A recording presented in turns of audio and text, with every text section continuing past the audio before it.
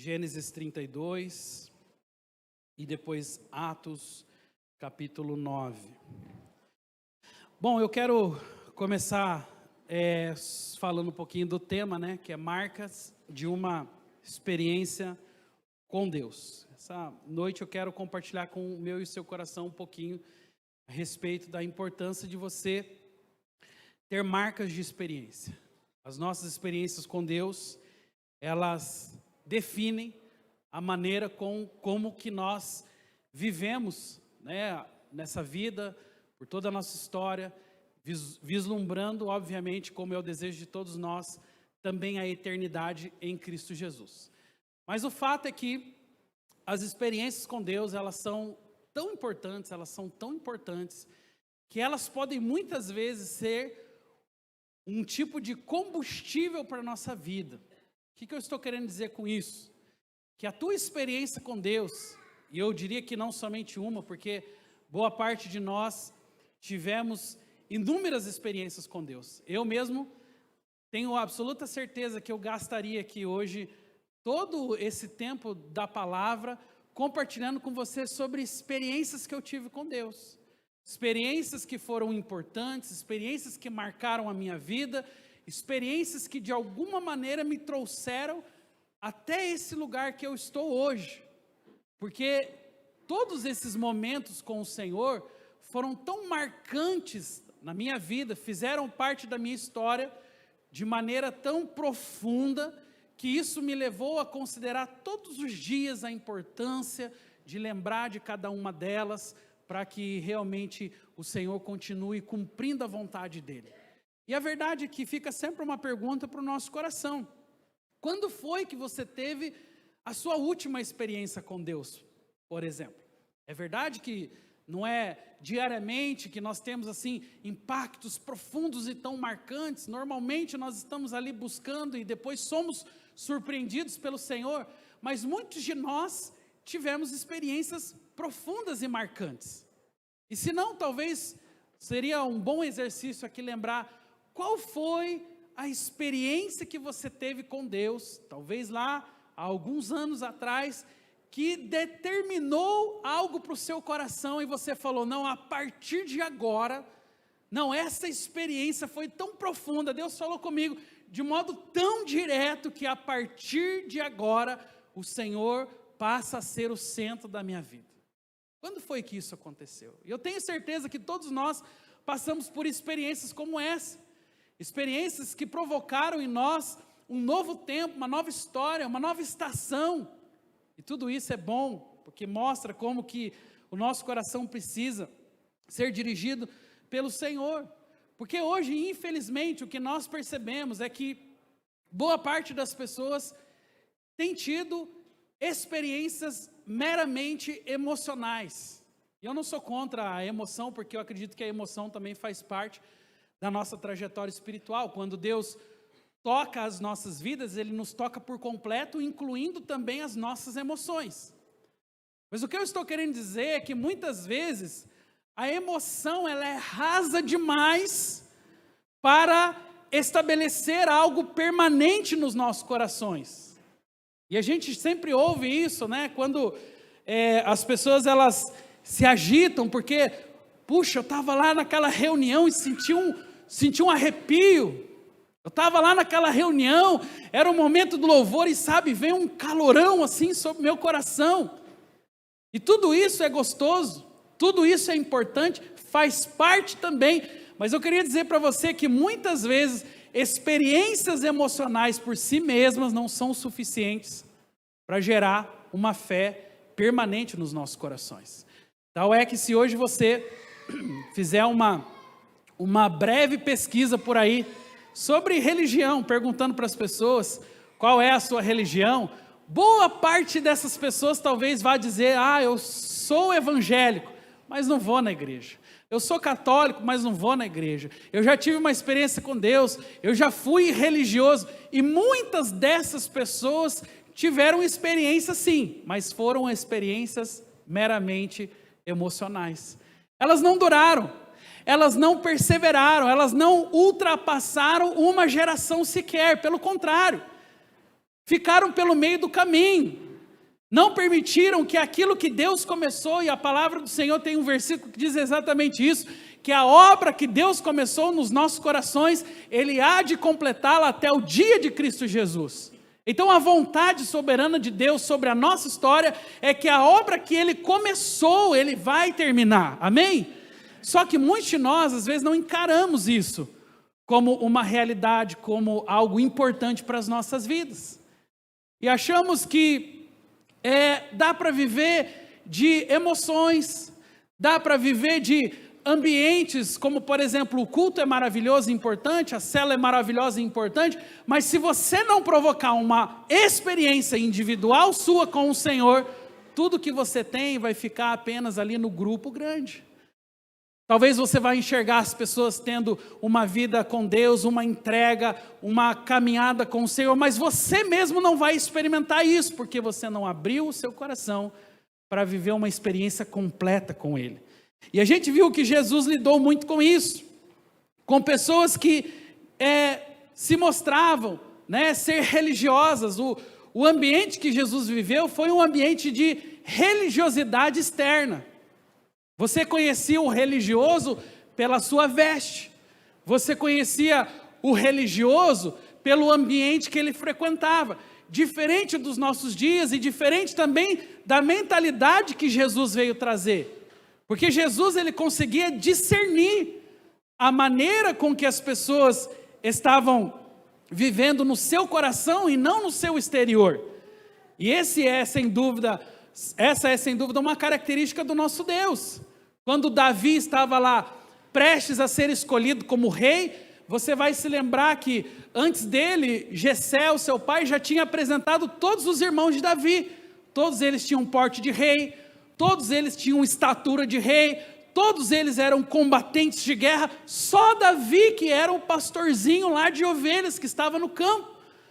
Mas quando o profeta Samuel aparece, ele não olha como os outros estavam olhando, e ele diz exatamente isso: Deus não vê como o homem vê, porque o homem enxerga a aparência, mas Deus enxerga o coração. Então Deus tem uma capacidade de olhar para dentro de nós, e é isso que muitas vezes nos chama a atenção, porque a religiosidade vazia, ela é religiosidade estética, ela é de fora para dentro, não de dentro para fora, ela é apenas uma capa, ela é apenas ritualística, ela tem processional, mas por dentro, tal como Jesus, fez ali uma comparação, olhando para os fariseus, conseguiu reconhecer que eles eram homens com vestes talares, mas o coração deles era um coração que estava como sepulcros caiados, porque isso revela um tipo de religiosidade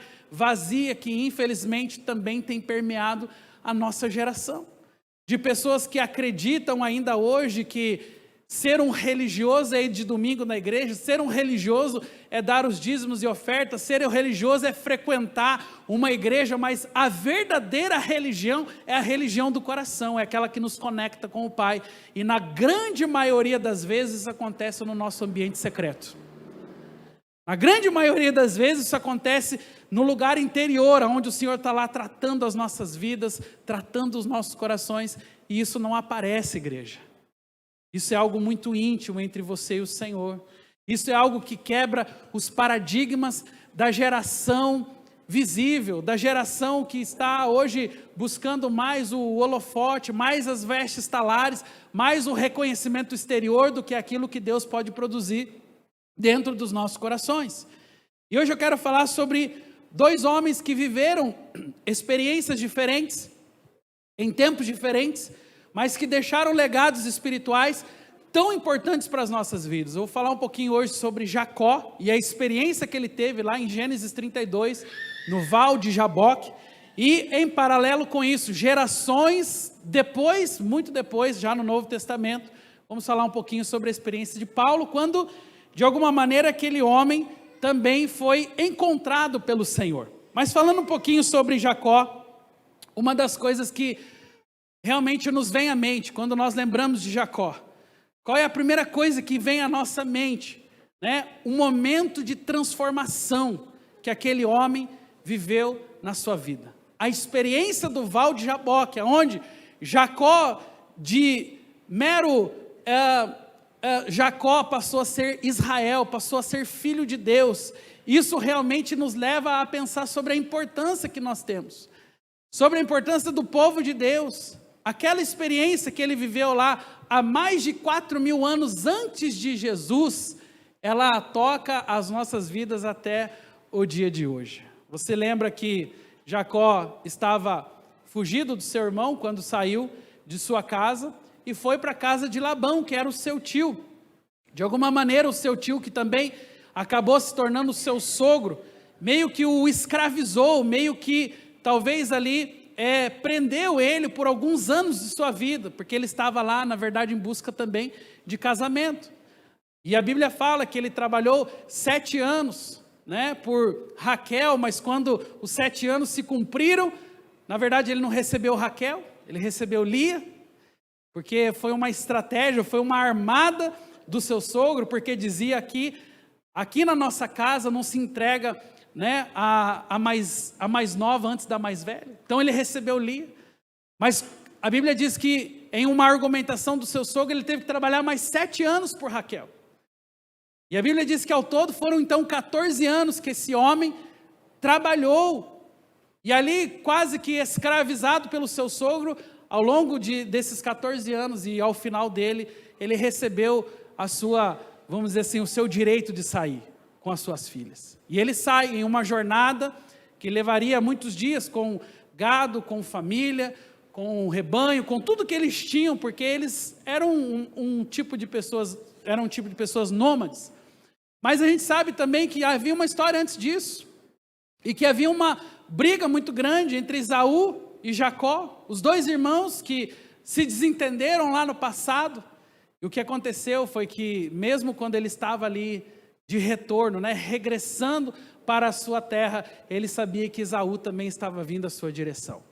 E ele estava obviamente muito preocupado, obviamente que ele estava com medo, porque ele sabia que o seu irmão era estrategista de guerra, estava com muitos homens muito bem armado, mas foi no meio daquela estação da sua vida, que a palavra de Deus fala, lá em Gênesis 32, que ele chega em um lugar chamado Val de Jaboque.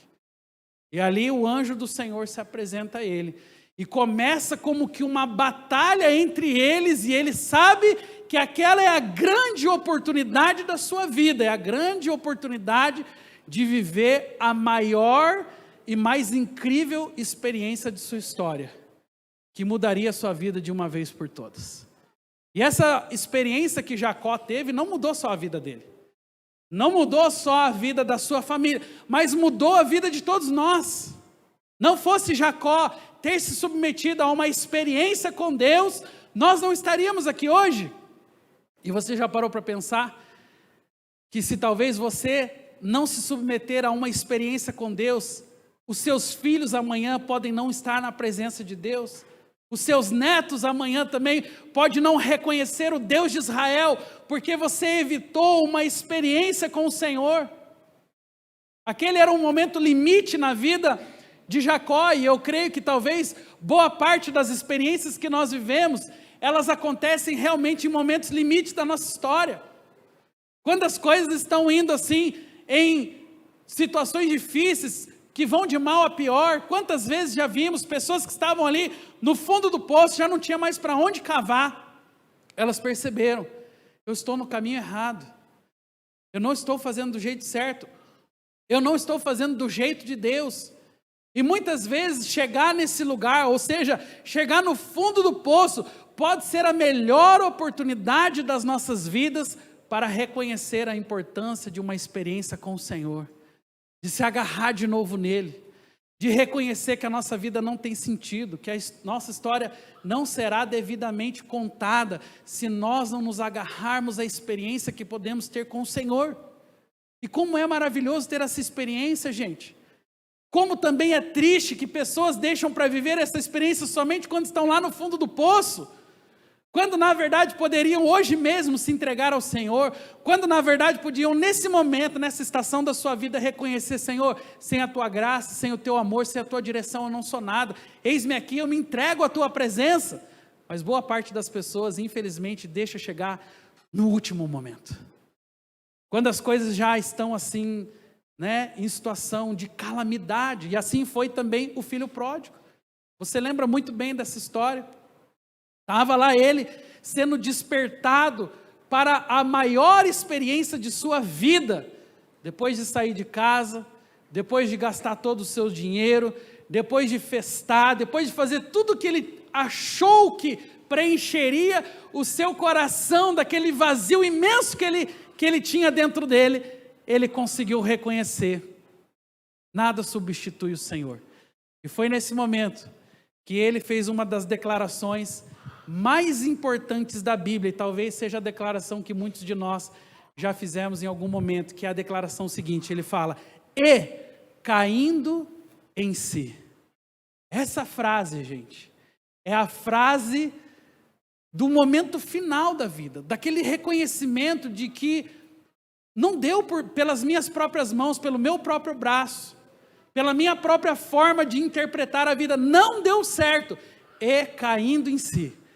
E é o momento que ele começa a olhar ao seu redor, e ele vai ver que ele estava disputando alfarroba com os porcos.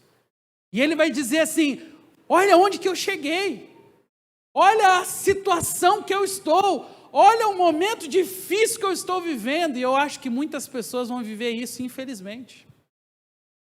Muita gente vai chegar lá ao momento de disputar alfarrobas com os porcos e vai reconhecer que levou a sua família para o buraco, que levou a sua própria vida para o buraco, que fez escolhas e tomou decisões erradas. E queira Deus que o nosso orgulho não nos atrapalhe, não nos impeça de levantar a nossa cabeça, e tal como o filho pródigo, chegar humilde diante do seu pai e dizer: pai, eu pequei, pai, eu errei, pai, eu fiz o que era errado, e hoje eu estou aqui arrependido. E tal como ele mesmo pensou: quantos trabalhadores lá na casa do meu pai têm alimento, e eu estou aqui. E é a mesma coisa que acontece conosco, irmãos, com algumas proporções diferentes, é claro, mas muitos de nós estamos exatamente assim, tendo que discernir: por que eu cheguei nessa situação? Por que eu me permiti fazer escolhas tão equivocadas que me levaram para tão distante do Senhor? Mas de alguma maneira aquele menino se despertou. De alguma maneira também Jacó, lá no Val de Jaboque, foi tocado pelo anjo. E ele reconheceu os seus pecados. E depois de muita briga, quando o anjo olha para ele, faz a pergunta que todos nós sabemos: qual é o seu nome? E para nós reconhecer as nossas fragilidades não é algo fácil. Não é simples para o ser humano ter que admitir os seus erros, sim ou não, gente? Nós temos muita dificuldade de ter que admitir onde nós erramos, onde nós pecamos. E quando o anjo faz a pergunta por excelência: qual é o seu nome? Jacó podia talvez ter continuado o seu legado de mentiras e de enganos. Jacó podia talvez ter se esquivado, podia ter retrocedido a sua decisão, a sua posição. Mas naquele momento, em um momento de lucidez e de consciência espiritual, ele assume quem ele era. E a sua palavra: eu sou Jacó, na verdade, e nós sabemos que o nome Jacó significa enganador. Ele está dizendo: sim, eu sou esse enganador. Eu sou essa pessoa mesmo, que enganou o pai, que enganou o tio, que enganou o irmão, que fez errado naquela ocasião. E pasme vocês, quando alguém como Jacó tem a coragem de admitir: eu sou essa pessoa, esse é o melhor momento da sua história. E a história de Jacó foi definida pela sua posição corajosa de reconhecer quem ele era.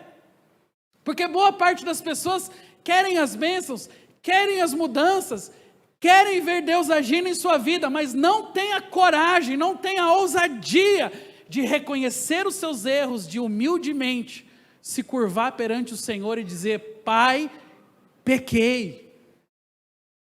Pai, eu errei. E é tão nobre isso, gente. O reconhecimento das nossas falhas é nobre. É por isso que as experiências mais extraordinárias da vida estão condicionadas a pessoas com esse tipo de coração. Corações humildes que são capazes de reconhecer os seus próprios erros. Mas muitas vezes o orgulho é o maior impedimento para que a graça de Deus se manifeste sobre as nossas vidas, para que você viva as suas maiores experiências com Deus. Eu tenho certeza que se Jacó, naquele momento, não se permitisse ser lido pelo anjo como quem ele realmente era, ele não teria vivido a maior e mais extraordinária experiência de sua vida. Eu quero dizer isso para o meu e para o seu coração, que muitas vezes o Senhor também está sondando as nossas vidas da mesma maneira, esperando com que os nossos corações realmente se inclinem para Ele, que haja sensibilidade espiritual suficiente para reconhecer os nossos pecados, os nossos equívocos e dizer: Pai, eu pequei.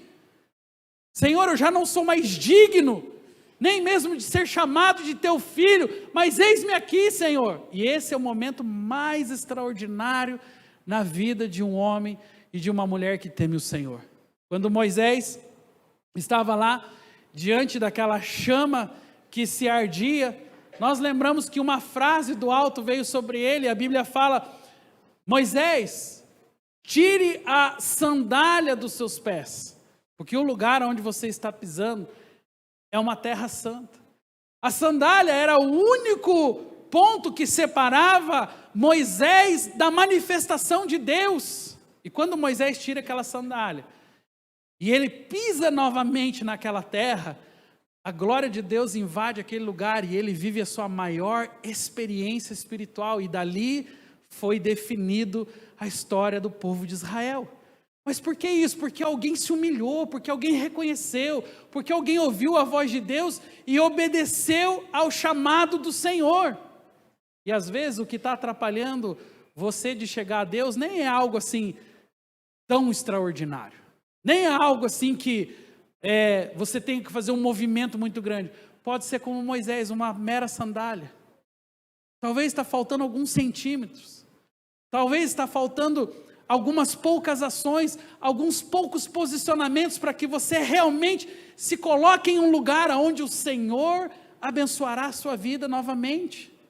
Mas o orgulho às vezes tem tirado as pessoas da presença de Deus, tem tirado as pessoas desse lugar de viver as suas maiores experiências com o Senhor. E isso revela uma geração que caminha com Deus em superficialidade. Quero dizer para você, sem medo de errar na minha conclusão agora, as pessoas acreditam que frequentar a igreja semanalmente, de vez em quando participar de uma célula, de vez em quando vir no culto da ceia, é suficiente. E o nome que nós damos para isso chama-se superficialidade. Lembra da parábola da semente?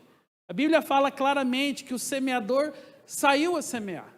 E durante o caminho a semente cai sobre o solo, como eu profetizei aqui sobre todos esses homens e mulheres agora há pouco. Eu profetizei dizendo que eles são solos, mas não são qualquer solo, eles são o solo fértil, eles são os lugares onde a semente da palavra de Deus vai cair, vai frutificar, vai crescer para a honra e glória do Senhor.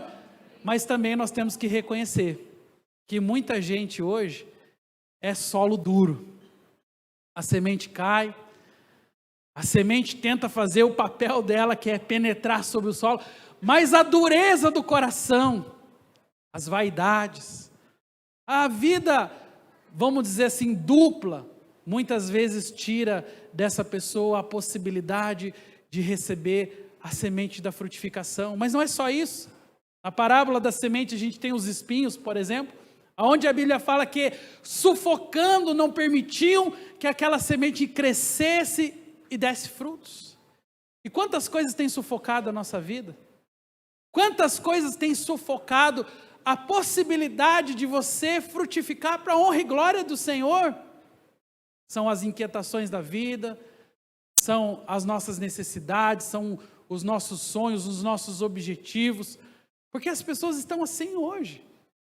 Deus ocupa, quando ocupa, terceira, quarta posição em sua vida.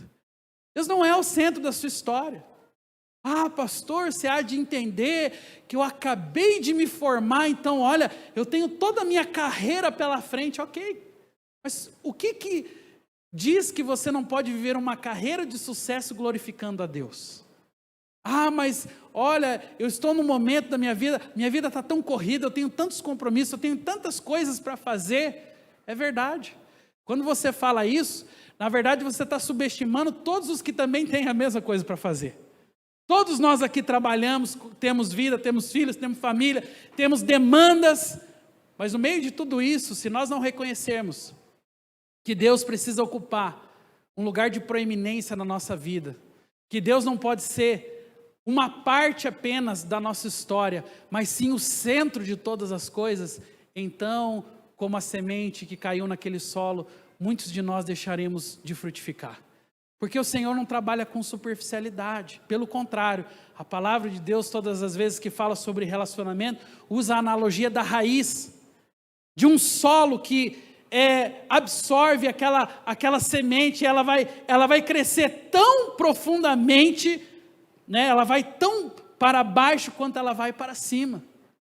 Quando nós estudamos juntos com os nossos líderes aqui, sobre aquele livro Enraizado, foi um livro que marcou, né, as nossas vidas, aí fizemos isso com a nossa liderança, lá nós vimos quanto é importante enraizar as nossas vidas no Senhor, trabalhar para que as raízes do nosso relacionamento com Deus se aprofundem cada vez mais, porque quanto mais profunda é a raiz, mais alta é a árvore. E é assim que é o nosso relacionamento com Deus. Quanto mais intimidade, quanto mais profundidade, quanto mais relacionamento enraizado com o Senhor, mais alta e frondosa será a árvore da sua vida. Mas as pessoas acreditam que é possível ser uma grande árvore sem ter raízes profundas, e não. A Bíblia fala sobre aqueles que firmam a sua casa sobre a rocha, e aqueles que firmam a sua casa sobre a areia, e a Bíblia é clara sobre isso, aqueles que firmaram a sua casa sobre a rocha, virão ventos, chuvas, darão com ímpeto sobre a sua casa, e ela não cairá, mas quem firmou a sua casa sobre a areia, virão chuvas, ventos, darão contra ela, e tudo se acabará. Isso fala de um relacionamento. O nosso relacionamento com Deus precisa ser de tal forma que nós estejamos prontos para enfrentar o vento, o frio, as intempéries da vida, porque são muitas. Sim ou não, gente? Você passa diariamente por momentos, por lutas, enfrenta gigantes, são ventos, são tempestades que vêm sobre a sua vida, mas quem são as pessoas que perseveram? São aquelas pessoas que têm raízes profundas. Amém? Eu quero ir para o primeiro ponto dessa palavra, falando sobre as marcas de uma experiência com Deus. Nós vimos aqui sobre Jacó, mas também Paulo, em uma outra geração bem diferente, viveu algo bem parecido. A Bíblia fala de Paulo como alguém que literalmente caiu do cavalo. Alguém que estava ali em sua trajetória comum. Ele era um perseguidor da igreja, ele era um romano, muito bem instruído, mas que caiu do cavalo, porque o Senhor lá na estrada de Damasco, e aqui nós estamos falando de duas regiões diferentes, por um lado você tem a experiência de um homem lá no Val de Jaboque, e por outro lado você tem a experiência de um homem lá na estrada de Damasco, e foi lá que esse homem caindo do cavalo, fica 3 dias sem enxergar. E é o momento que Deus vai trabalhar o coração de Paulo, de dentro para fora. Que ainda na verdade era Saulo, o perseguidor da igreja. E ele era um homem romano, instruído nas escrituras. Era alguém que estudou aos pés de Gamaliel, era alguém que tinha toda um histórico de ser um excelente perseguidor da igreja. Deus escolhe justamente esse homem, para que ele sofra a maior experiência de sua vida, e a partir daquele dia tudo mudou. E a história de Paulo é também a nossa história, de um dia que talvez você precisou ficar cego, você precisou olhar para dentro de você e talvez fazer aquela pergunta: para onde estou indo? Qual é o norte para a minha vida? O que eu devo fazer com a minha história? E tem gente que não se importa com isso, mas Paulo naquele momento teve a oportunidade de olhar para dentro de si e fazer as perguntas que definiriam para todo sempre a sua história. Você já fez perguntas como essa? Você já foi ousado suficiente para olhar para dentro de você e fazer essa pergunta: ei, para onde você está indo?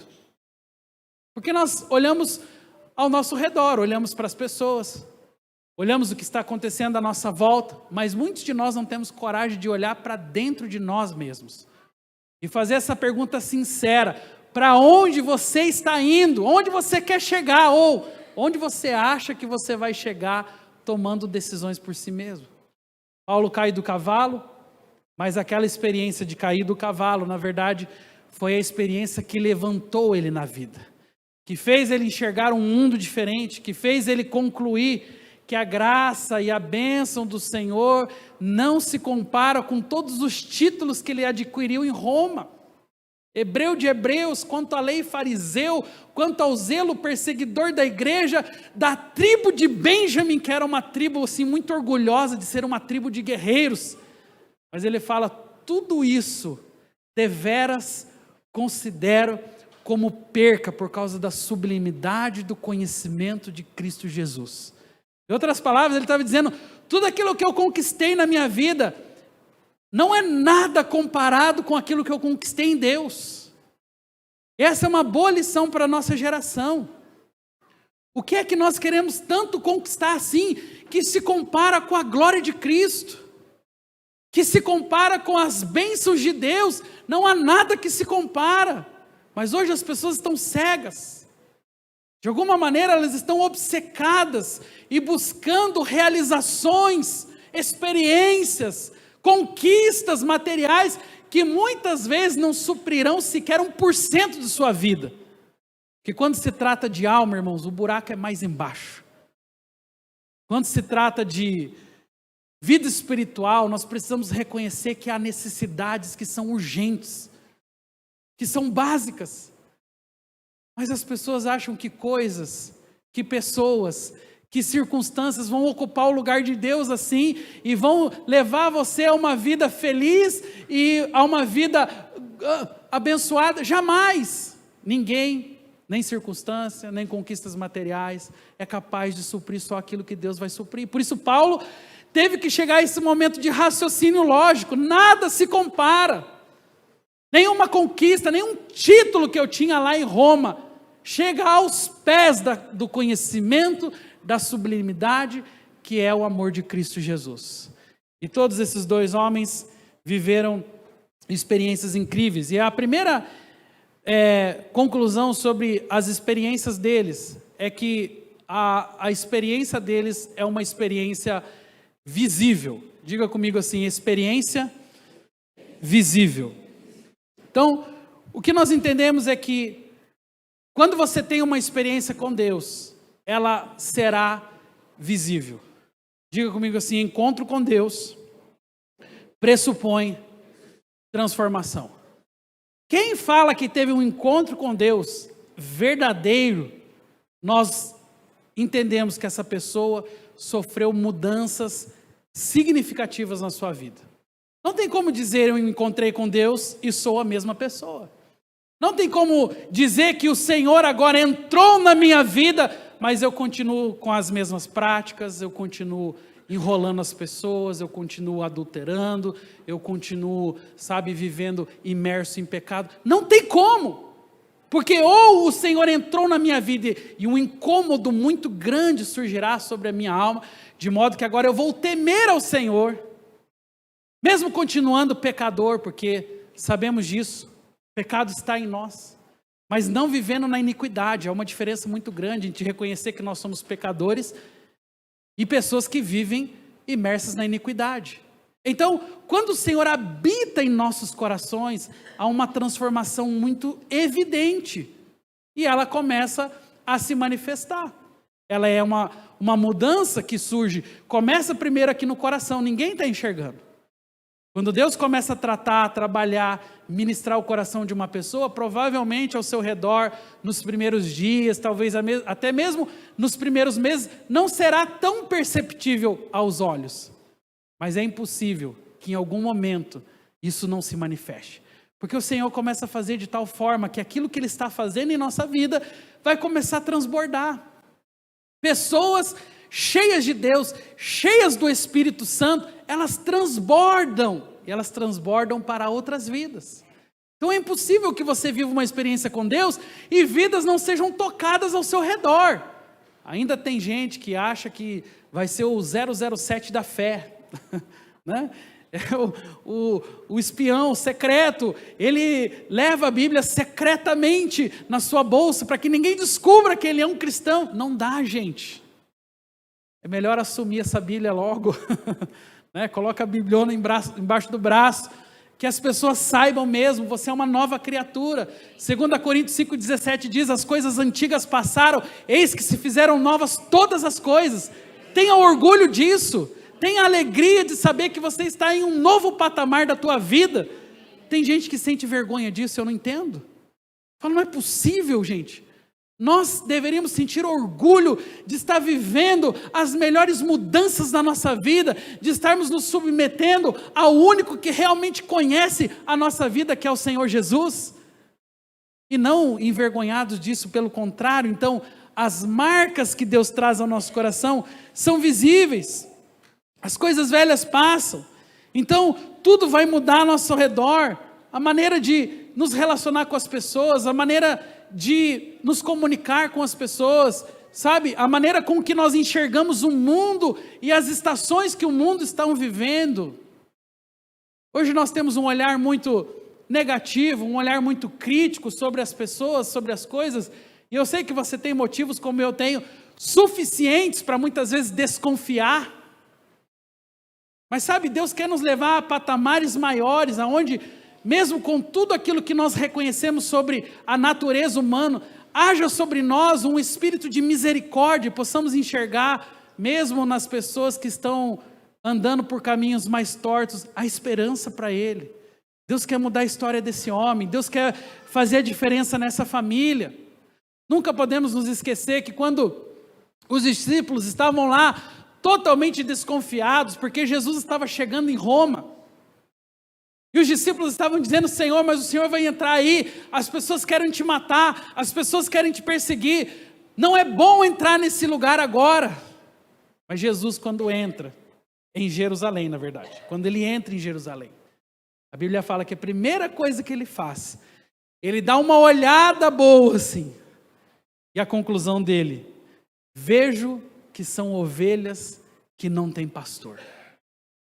Que olhar era esse?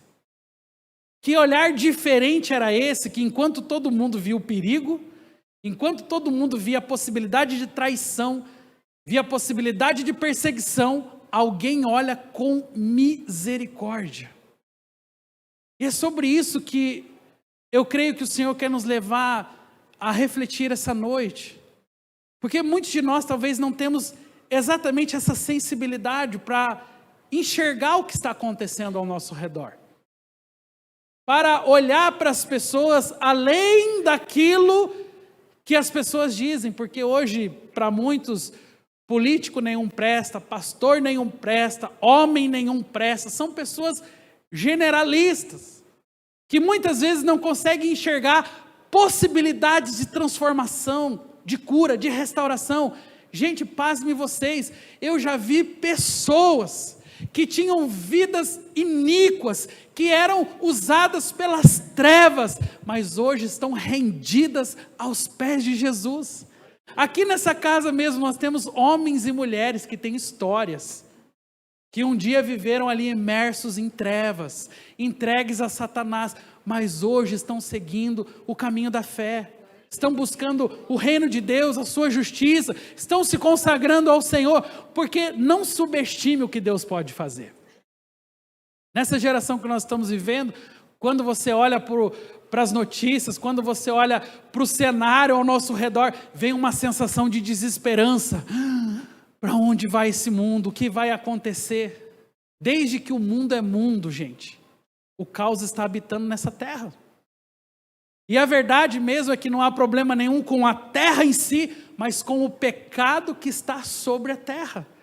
Mas sobre aqueles que creem, nós sabemos que há possibilidades de transformações imensas, e até mesmo onde superabundou o pecado, a palavra de Deus fala que abundará a graça de Deus. Aliás, onde abundou o pecado, superabundou a graça de Deus. A graça de Deus vai superabundar. Eu preciso crer, eu preciso enxergar com olhos de esperança, porque olhos críticos, olhos pessimistas já tem demais sobre a terra.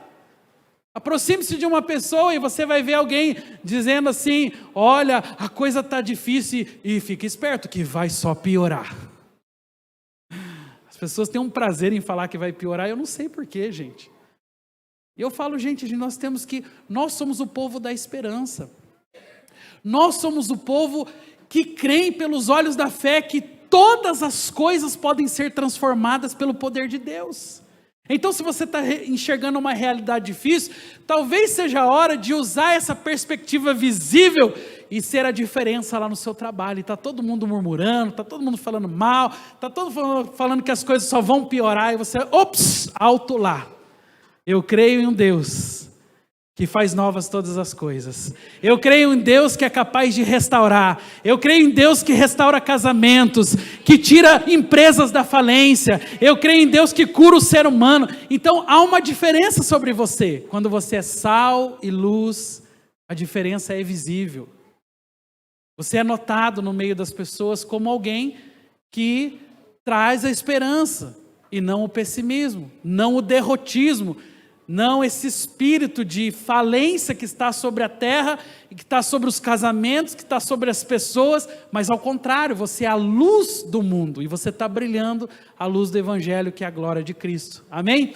Então é visível, gente, diga comigo assim, a experiência com Deus é visível. Paulo diz lá em Gálatas 6,17, desde agora, ninguém me inquiete, porque eu trago no meu corpo as marcas do Senhor Jesus. Olha só isso. Ninguém como Paulo pode afirmar com mais tranquilidade que ele sim trazia no seu corpo as marcas de Jesus. E quais são as marcas que nós temos? Quais são as marcas que nós carregamos no nosso corpo? Nós precisamos admitir que muitas vezes aquilo que nós chamamos de problema para homens que foram consagrados a Deus como Paulo era absolutamente nada. Hoje nós fazemos tempestade em copo d'água por causa de coisas tão pequenas. Nós não sabemos o que é uma perseguição. Nós não sabemos o que é uma verdadeira retaliação. Nós não sabemos o que é ser chicoteado, preso, maltratado, sem que você faça absolutamente nada, simplesmente pregando o Evangelho. E às vezes as nossas dores, as nossas lutas, elas, ok, sou como você também me abato, também em alguns momentos me frustro, mas sabe de uma coisa? Quando nós comparamos o real sofrimento daqueles que realmente sofreram por causa do Evangelho, nada daquilo que nós estamos vivendo hoje se compara a essas perseguições. Paulo viveu no seu corpo.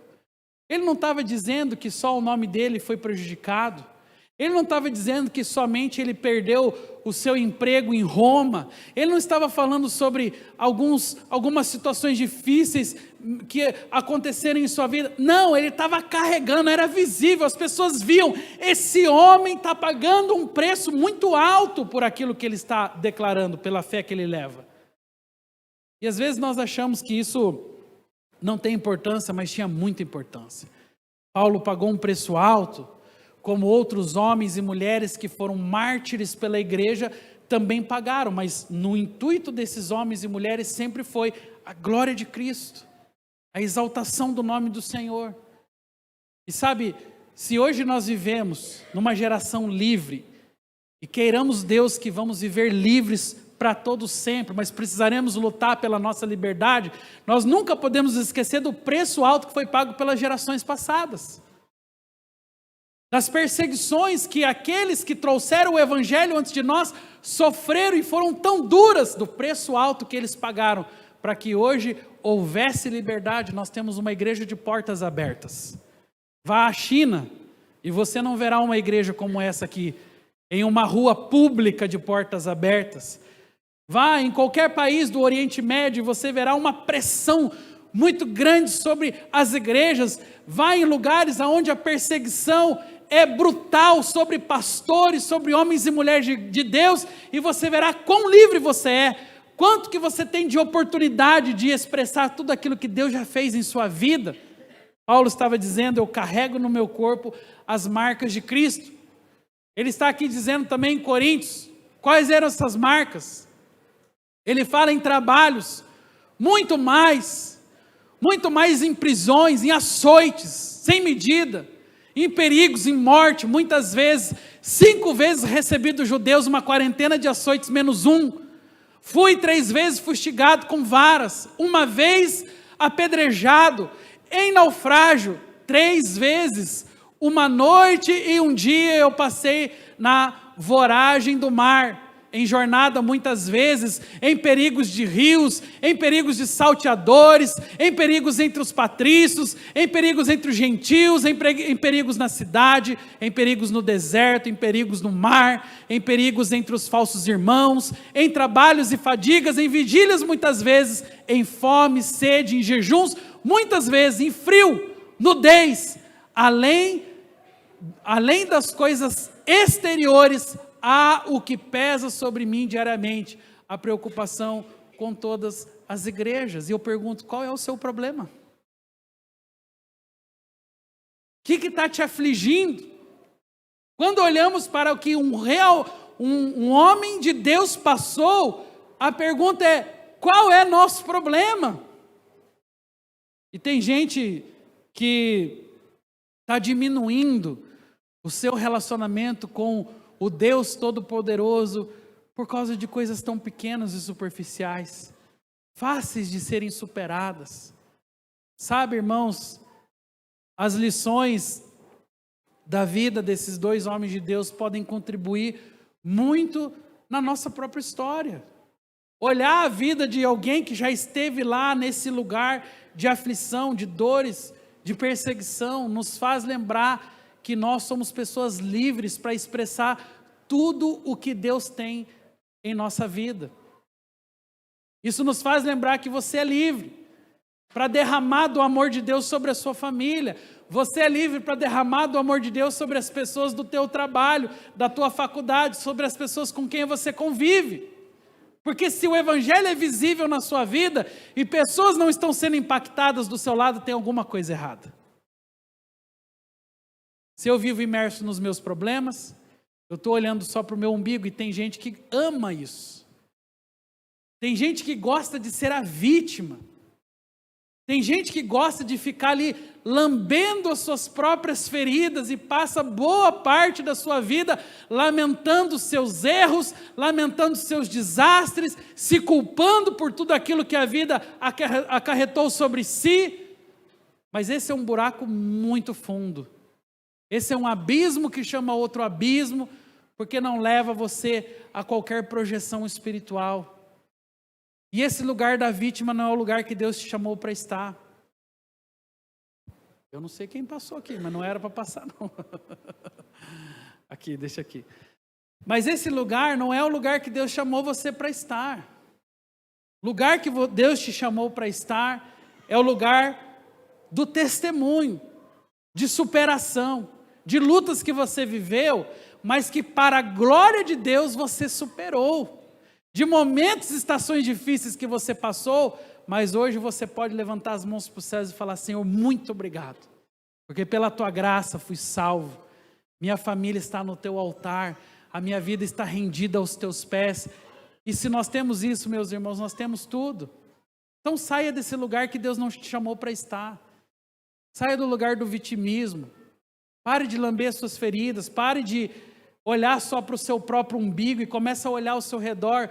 Às vezes você está ali, né, lamentando coisas que pessoas que estão ao seu lado, estão vivendo coisas muito piores, estão lá glorificando o Senhor, vivendo a sua vida, batalhando, perseverando. Então saia desse lugar. Deus não te chamou para estar nesse lugar de vitimismo, mas vá para o lugar da coragem, do enfrentamento, da mudança de vida. E aí sim você vai ver os frutos revigorando ao seu redor. Você não vai ser só aquela pessoa que está lá pedindo sempre oração, mas você vai ser aquela pessoa que está orando pelas pessoas, abençoando, falando: olha, eu consegui, você vai conseguir, eu cheguei nesse lugar, você vai chegar também. Isso é maravilhoso. Quando a igreja ocupa esse lugar, a bênção de Deus vem sobre as nossas vidas. Mas, falando ainda sobre as mudanças visíveis, agora acho que travou tudo aqui, agora eu vou precisar da ajuda. É visível no nosso falar. Não vos enganeis, as más conversações corrompem os bons costumes. Quando Deus trata a nossa vida, quando o Senhor chega na nossa história, tudo muda, inclusive a maneira que nós falamos e ouvimos. Não podemos deixar de reconhecer que nós somos muitas vezes alimentados espiritual e emocionalmente por todos os meios que nós temos, nosso ouvido, a nossa boca, né? Os nossos sentidos, de alguma maneira, é o meio que a palavra de Deus chega aos nossos corações, mas pode ser a palavra, mas também pode ser uma mentira. E hoje a verdade é que o ouvido de algumas pessoas está totalmente sem filtro. Tem gente que está permitindo que os seus ouvidos carreguem todo o lixo desse mundo. E você pode não imaginar, mas aquilo que você ouve tem um efeito muito grande na sua vida. Muito grande. E se você está ouvindo pessoas erradas, se você está ouvindo conversas erradas, se você está se permitindo, sabe, ser direcionado por vozes, a palavra de Deus tem um versículo que diz: há sobre o mundo muitas vozes, e há mesmo. Hoje tem muita gente querendo falar aos nossos ouvidos. A verdade é que o teu ouvido é um alvo de competição. Todos os dias tem uma competição para quem vai falar ao seu ouvido. Só que nós muitas vezes esquecemos que quem dá legalidade para aquilo que nós ouvimos somos nós mesmos. E se você se permite ouvir aquilo que corrompe os bons costumes, se você se permite ouvir aquilo que atrapalha o teu relacionamento com Deus, então você é autorresponsável, duplamente, por aquilo que está acontecendo em sua vida. Porque nós precisamos aprender o princípio de que os nossos ouvidos, eles precisam estar sensíveis à voz de Deus acima de qualquer outra voz. Iremos ouvir vozes? Sim. Vozes falarão todos os dias nos nossos ouvidos, mas você define se essa voz tem importância ou não na sua história. E é por isso que muitos de nós seremos obrigados nesse instante a selecionar mesmo. E eu digo a você, seja seletivo aquilo que chega ao seu ouvido. Não ouça qualquer coisa. Às vezes você já teve essa triste decepção, né, de, às vezes, mesmo contra a sua vontade, tem um vizinho ali com uma música daquelas que pega, sabe aquelas músicas que pega? Aí você está lá no carro, de repente você está cantando aquela música, porque pegou. Tudo bem, ali você não tinha como sair daquela situação e absorveu. E realmente aquilo entrou sobre você. Mas você pode escolher se aquilo permanece ou não sobre a sua vida. E algumas coisas vão acontecer assim. Como diz aí, né, eu não posso fazer nada se o passarinho voar sobre a minha cabeça, mas eu não posso deixar que ele faça nada, né, que ele faça o número 2 aqui na minha cabeça. Isso eu posso evitar.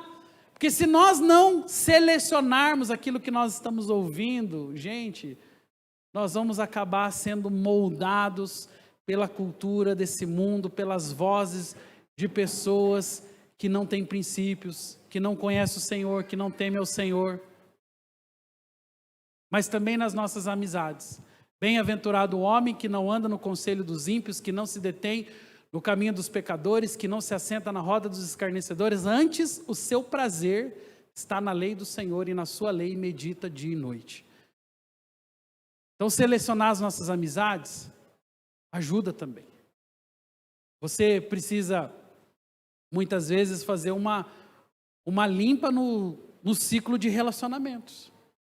Eu não estou dizendo para você ser mal educado, eu não estou dizendo para você ser grosso, eu não estou dizendo para você evitar pessoas, não, eu estou dizendo para você, selecione pessoas que te abençoam, que te ajudam, que te levam para mais perto de Deus.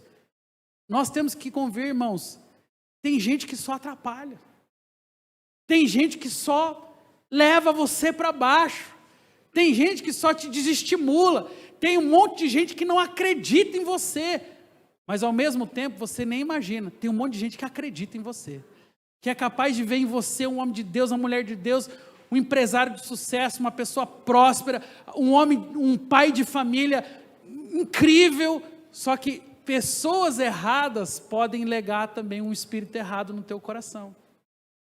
E é por isso que é tão importante selecionar quem você ouve, as pessoas com quem você se relaciona. Jesus, quando esteve aqui na terra, foi acusado por alguns de, às vezes, até abaixar o nível, porque Jesus comeu com pecadores, comeu com prostitutas, os discípulos mesmo dele comiam sem lavar as mãos. Em muitos momentos Jesus foi acusado de ser até leviano entre eles. Mas Jesus estava mostrando, e principalmente através desse versículo que eu vou ler agora, que ele não veio para diminuir o padrão, muito pelo contrário, ele até aumentou a régua. Olha o que o versículo diz: ouvistes o que foi dito? Não adulterarás. Eu, porém, vos digo, qualquer que olhar para uma mulher com intenção impura no coração, já adulterou contra ela. Então, enquanto eles estavam achando que havia um princípio básico somente sobre o adultério, Jesus já estava erguendo ainda mais a régua. E dizendo da importância de você ter um olhar também seletivo. E aqui nós estamos falando sobre um ouvido seletivo, um olhar seletivo, porque tudo aquilo que através dos sentidos vem sobre a nossa vida, também alimenta a nossa alma. E é por isso que nós cristãos não ouvimos qualquer música. Eu não ouço qualquer música. Eu não ouço qualquer palavra, não ouço qualquer pessoa, eu não leio qualquer livro. Porque eu entendo que tudo que entra pelos meus sentidos vai alterar a minha maneira de interpretar a vida, de enxergar o mundo, de ler as pessoas. Agora, aquilo que é de Deus, que vem em abundância. A palavra do Senhor que vem em abundância. As canções que exaltam o nome do Senhor, que venham em abundância.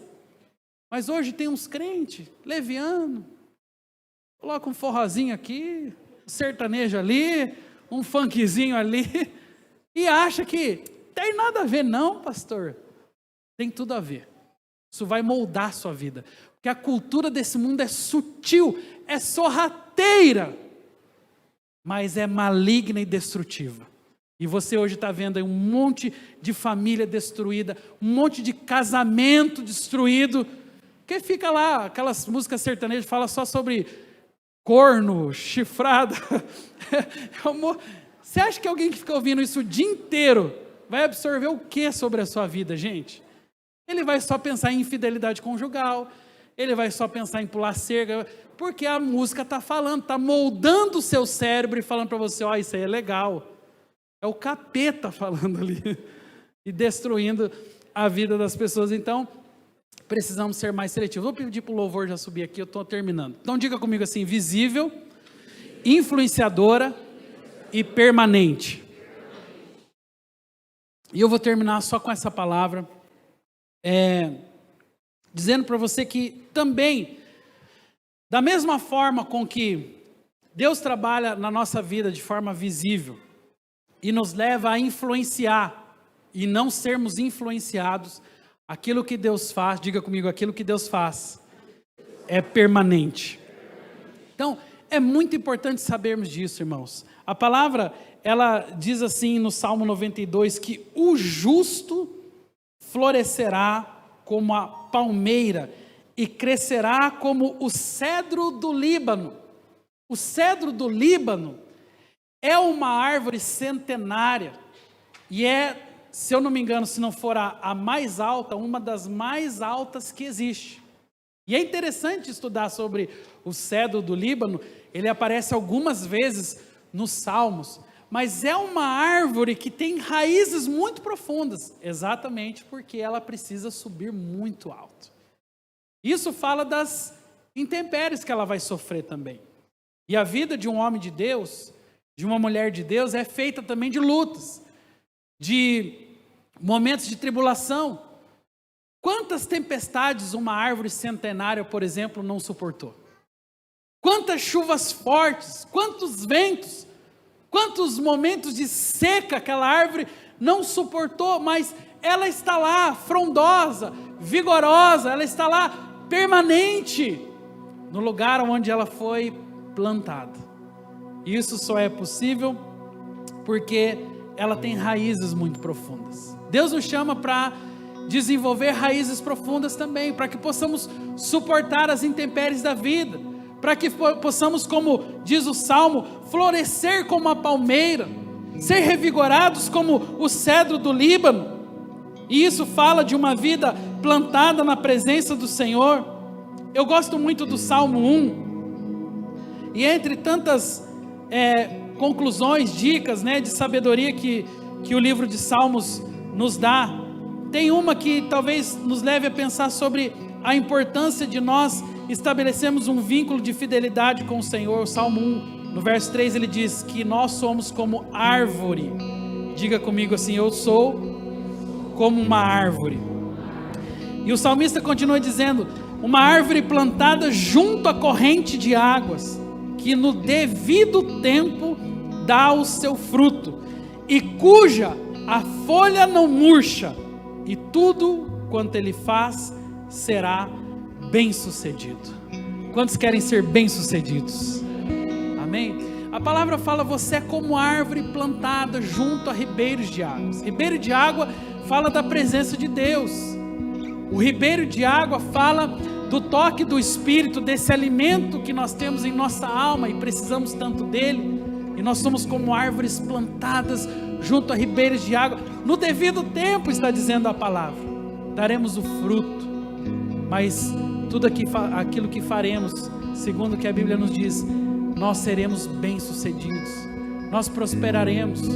E é lindo ver isso, gente, como que a fidelidade, como que o posicionamento pode te levar a patamares maiores de um relacionamento com Deus. Eu não sabia disso, mas hoje de manhã já comentei com os irmãos que estavam aqui presentes no culto. Eu gosto muito de uma fruta chamada tâmara. E a tâmara é uma iguaria, E somente quando eu estava estudando essa palavra, que eu fui estudar um pouquinho sobre ela, que eu fui saber que a tâmara, a árvore da tâmara, ela leva de 70 a 100 anos para produzir o fruto. E por muitas vezes eu me perguntava, por que esse fruto é tão caro? Para quem vai lá no Mercadão Municipal em São Paulo, lá é um festival de tâmara. Eles colocam um lindo morango dentro da tâmara, porque eles falam que a tâmara é o chocolate de Israel. E realmente, quando você experimenta aquele fruto, é maravilhoso. Mas quanto tempo para produzir um fruto? E eu fiquei pensando sobre isso. Tudo aquilo que é bom leva muito tempo, às vezes, para ser produzido. Hoje nós vivemos numa geração líquida. Hoje nós vivemos numa geração que não valoriza tudo aquilo que é artesanal, tudo aquilo que é duradouro, tudo aquilo que é só. Hoje nós vivemos na geração descartável, onde as coisas passam rapidamente. Nós nos alimentamos assim. Muitos de nós vamos sair daqui, vamos parar o nosso carro ali num drive-thru, vamos pedir os lanches que sairão em 5 minutos,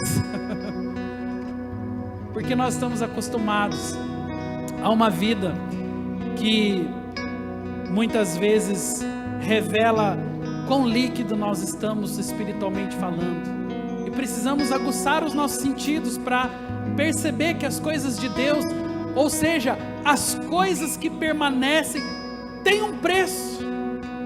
Tem um preço. Você quer uma família abençoada? A palavra para você é: tem um preço. Quer uma vida próspera? Tem um preço. Quer ter saúde? Tem um preço. Quer ter bons relacionamentos? Tudo aquilo que é bom, tudo aquilo que é necessário, tudo aquilo que é para a eternidade, tem um preço muito alto. E você deveria valorizar e buscar, e mesmo que seja custoso, valorize as coisas artesanais, as coisas que têm um preço, porque isso permanece para sempre. Coisas boas, coisas permanentes, têm um preço mais alto, mas no final vale a pena. Uma vida sólida com Deus não tem preço que pague. Uma vida aos pés da cruz, uma vida entregue ao Senhor Jesus, é a melhor decisão que você pode tomar em sua vida. Eu quero te convidar a ficar em pé. Feche os teus olhos.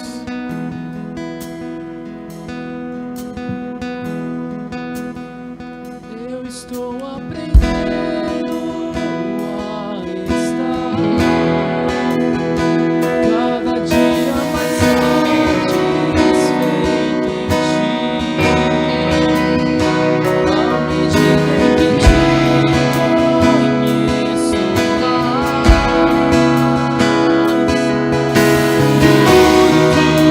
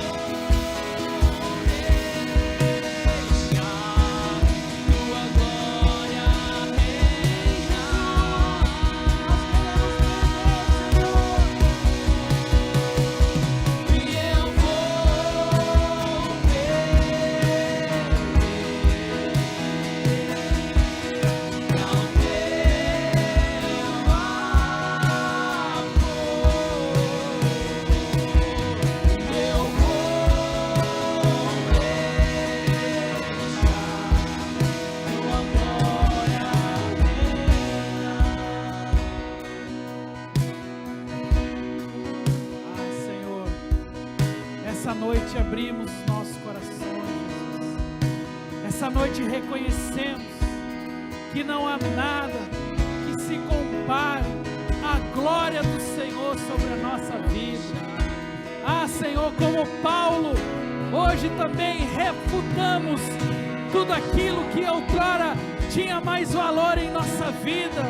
Hoje nós reconhecemos quão dependentes, Senhor, somos da manifestação da glória do Senhor. Ah, Senhor, perdoa-nos por vezes que subestimamos o poder do Senhor em nossa vida. Perdoa-nos, Senhor, pelas vezes que trocamos o Senhor por coisas, por pessoas, por objetos, Senhor. Hoje estamos aqui arrependidos e dizendo, Senhor, não há nada que se compare à glória de Cristo Jesus sobre as nossas vidas. Vem mais uma vez, Espírito Santo, vem mais uma vez sobre nós, aquece os nossos corações, fortalece, Senhor, as nossas almas, revigora os nossos ossos, Senhor, enche-nos do Teu Espírito, Jesus, para que possamos viver os melhores dias nessa terra, com o intuito de exaltar, glorificar e adorar o Teu nome, Senhor. Sim, Jesus. Sim, Jesus.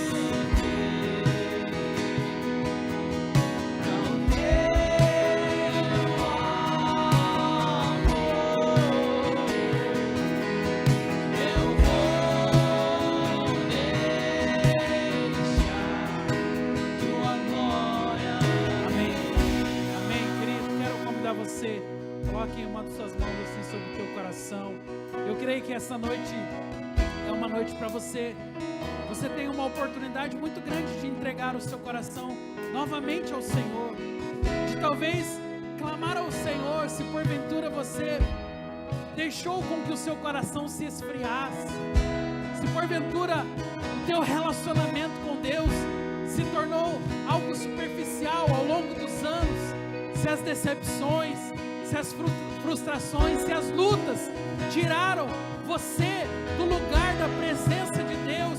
Hoje é um dia de recomeços, hoje é uma noite especial que Deus está tratando o seu coração, chamando a tua atenção e dizendo: ei, o seu lugar é na minha presença há cura, na minha presença há restauração. O Senhor está hoje revigorando os seus ossos, está trazendo de novo sonhos que estavam sobre o teu coração, projetos que você já engavetou. O Senhor está trazendo a luz.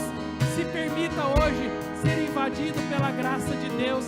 Feche os teus olhos mais uma vez no lugar onde você está, enquanto essa canção será entoada. Arrependa-se do distanciamento, arrependa-se do esfriamento, arrependa-se da distância com o Senhor e chame Ele novamente para habitar o seu coração, em nome de Jesus.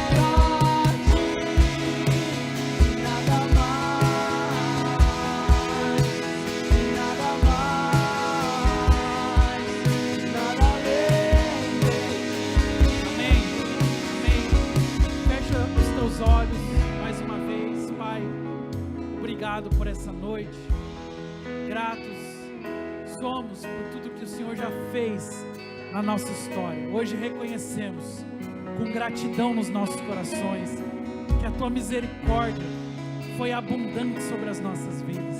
Obrigado porque o Senhor nos dá o privilégio hoje de viver nessa estação, nesta geração, e temos a oportunidade de ser a expressão do Senhor nessa terra.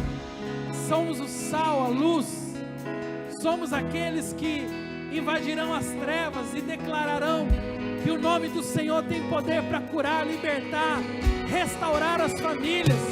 Pai, hoje pedimos ao Senhor que um espírito de ousadia venha sobre o teu povo, um espírito de sabedoria. Pai, muda os nossos olhos, os nossos ouvidos, coloca diante de nós pessoas que serão instrumento de Deus para revelar um caminho ainda maior, um tempo de maior crescimento e evidência através do teu Espírito.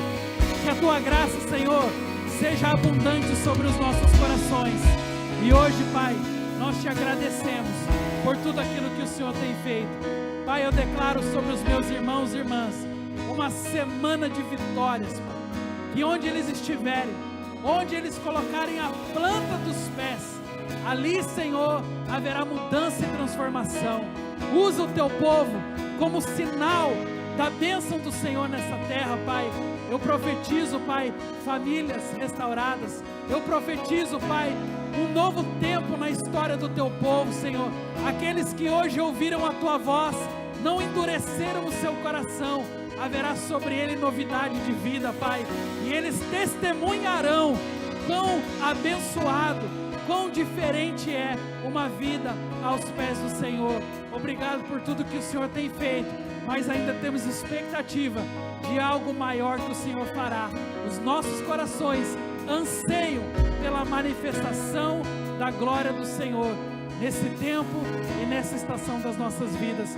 Obrigado por essa noite, te adoramos, Senhor, com tudo que temos e somos, em nome de Jesus, amém e amém. Dê o seu melhor aplauso a Jesus, declare a Ele toda a honra, toda a glória.